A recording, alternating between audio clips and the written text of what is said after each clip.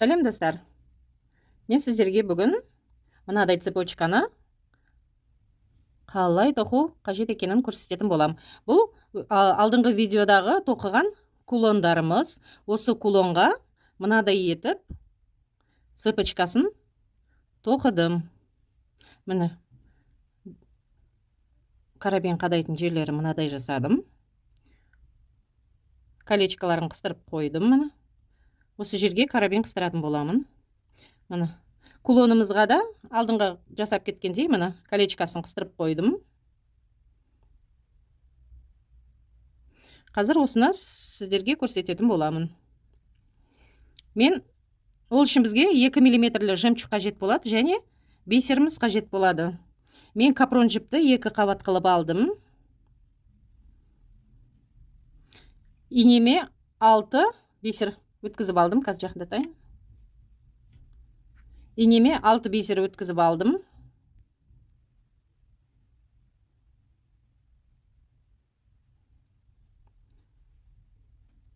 Жібіміздің ұшына дейін алып келеміз.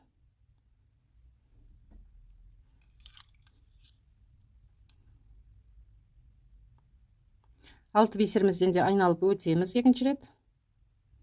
Мындай домалақ жасаймыз.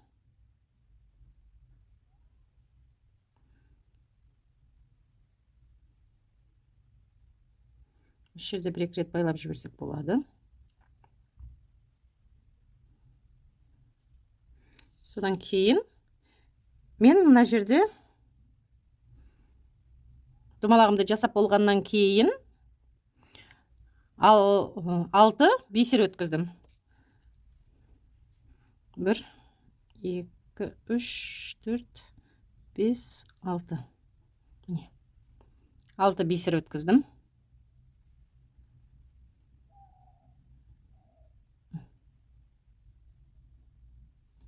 Келесі 1 майда жемчуг, 1 бисер, 1 жемчуг. Мынадай етіп аламыз тізбегімізді.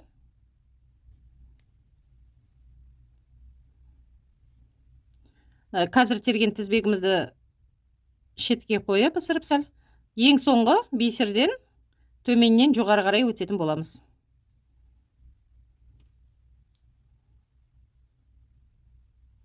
Сонда бізде мынадай ромбик секілді пайда болады. Жібіміз бисерден шығып тұр, біз оны жемчугтан өтеміз және бисерден өтеміз. Қайтадан жемчуг, бисер, жемчуг. Жібіміз жоғары жақта, төменнен жоғары қарай бисерден тағы да өтетін боламыз.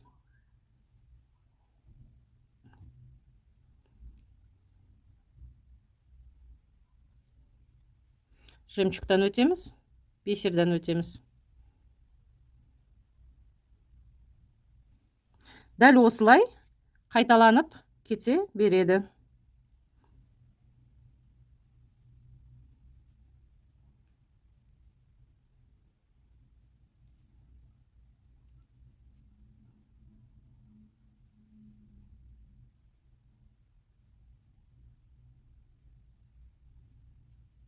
Дәл осылай өзімізге қажетті ұзындық пайда болғанға дейін тоқи бересіздер. Одан кейін міне дәл ортасына мен 5 сантиметрдей етіп бисерімді өткізіп алдым. Мынаны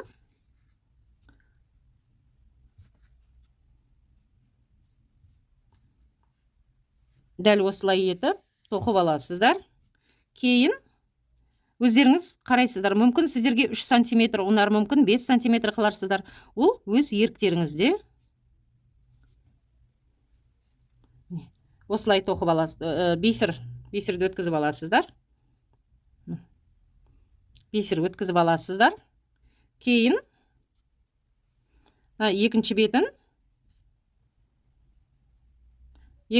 де дәл осылай жалғастырасыздар.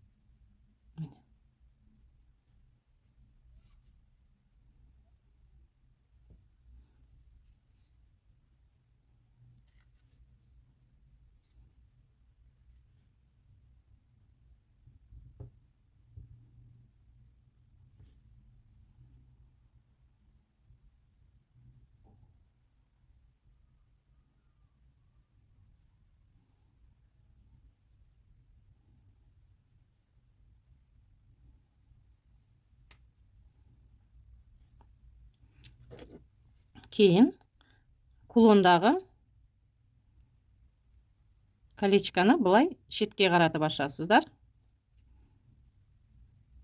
Бисерімізден өткіземіз. Қайтып жабамыз.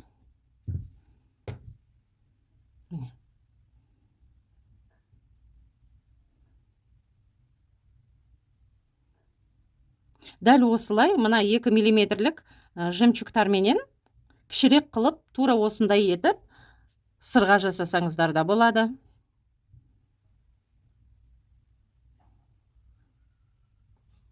Видео ұнаған болса, видеома лайк басып, каналыма тіркеліп, қоңырау батырмасын басуды да ұмытпаңыздар. Менімен бірге болғандарыңыз үшін сіздерге үлкен рахмет. Істеріңізге сәттілік тілеймін.